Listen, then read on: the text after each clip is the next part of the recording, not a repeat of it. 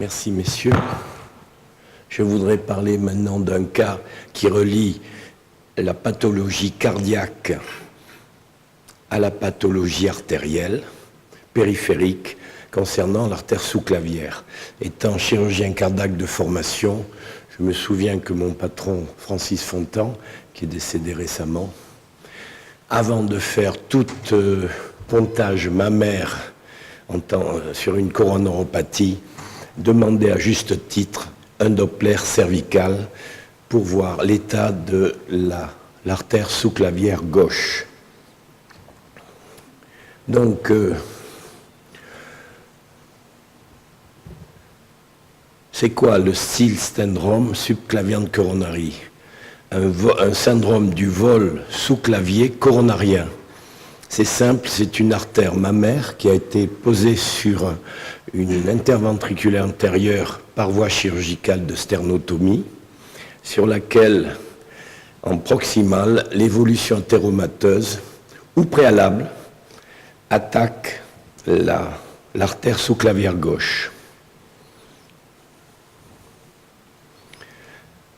Alors, vous savez que l'artère mammaire interne est le conduit de référence pour les revascularisations coronariennes, souvent avec son homologue contralatéral. Les perméabilités coronariennes dépassent une dizaine d'années, ce qui n'est pas le cas pour les segments veineux, pour ceux qui font de la cardiaque. Alors, vous savez que les troncs supraortiques peuvent être étudiés par auscultation éventuellement, échodoppler artériel avec des gens bien formés qui vont faire aussi un transcrânien, mais de plus en plus un scanner, angioscanner avec reconstruction 3D. En sachant que beaucoup d'entre nous reviennent à des gerbes aortiques, étant donné que certains scanners sont gênés terriblement par les calcifications. Alors le Still syndrome, c'est simple, il y a une sténose sous-clavière, il y a une baisse de la perfusion dans l'artère mammaire interne, et le patient consulte pour un angor souvent sérieux.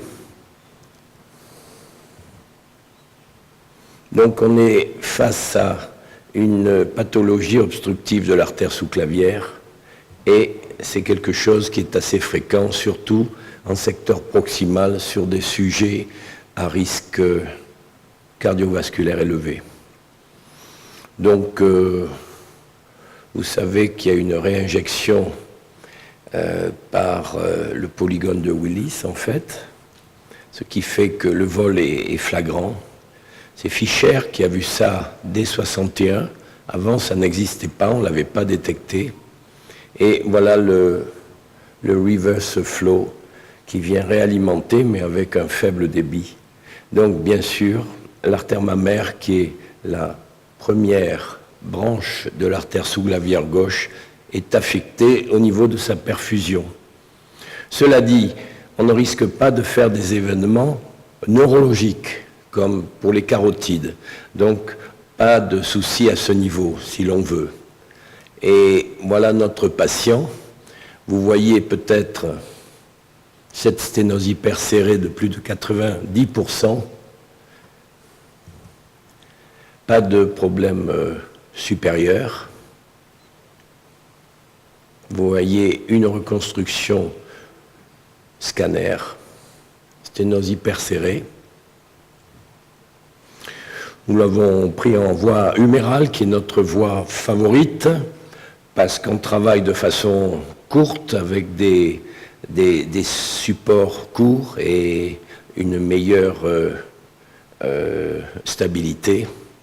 Ce n'est pas la peine de faire de l'oversizing, on ne joue pas avec le feu à ce niveau, à thorax fermé. Donc on a réouvert la terre, vous voyez le contrôle du échodoppler, fait par notre collègue Kusmirek, que certains connaissent ici. Voilà. Ça, c'est des exemples que j'ai essayé de vous montrer au niveau des accès, fémoral bien sûr, mais aussi brachial, je le préfère. Voilà. Je me dépêche. Il peut y avoir le tronc innominé concerné. On fait classiquement de la chirurgie. Monsieur Lorient avait fait un très beau travail à l'époque. Vous vous rappelez.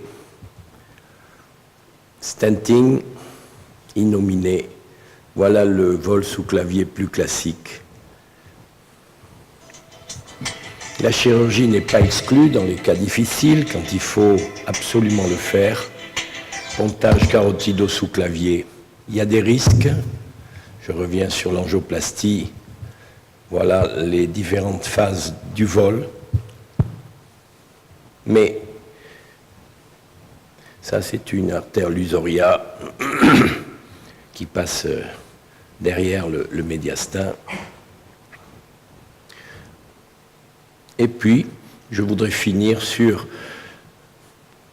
ce qu'a rapporté M. Arcaud de Charlotte, c'est-à-dire ce qu'ils appellent la Mona Lisa, Left Subclavian Artery Branch of Thoracic Stent. Donc, c'est une artère qui a son importance, d'après moi. Donc, attention aux lésions asymptomatiques qui doivent être surveillées. Faites un Doppler dans tous les cas. N'hésitez pas à faire des discussions multidisciplinaires médico-chirurgicales.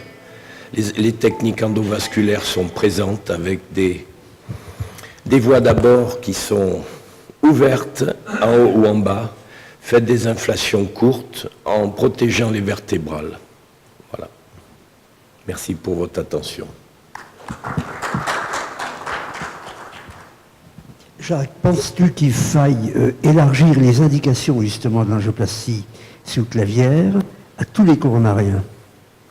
En tout Parce cas, qu'en général, on dit une sténose asymptomatique sous-clavière, on ne la traite pas. Hein, c'est des indications classiques. je pense que tout clinicien doit ausculter le cou de son patient, comme tu faisais, je me souviens, tu le faisais systématiquement. On oublie de le faire. Demandez surtout s'il y a un terrain polyvasculaire et surtout s'il y a une chirurgie mammaire coronarienne, il faut absolument vérifier par tous les moyens.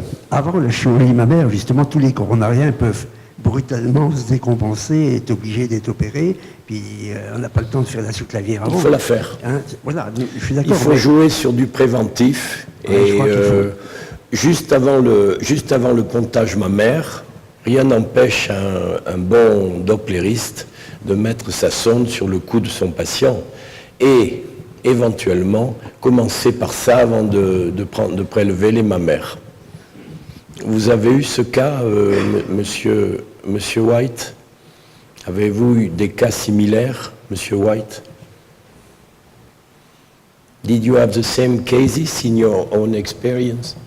Yeah, actually I've seen where the patient got ischemic because the subclavian wasn't taken care of, so that can happen acutely. And the most important thing is if a patient's had any kind of an operation in their chest or has wires there, you have to ask them have they had a mammary or, graft, because you can miss it very easily. And if you cover the subclavian, particularly with an endograft, the same sort of scenario, it can be so it's a similar sort of thing. It isn't the subclavian stenosis, but it's...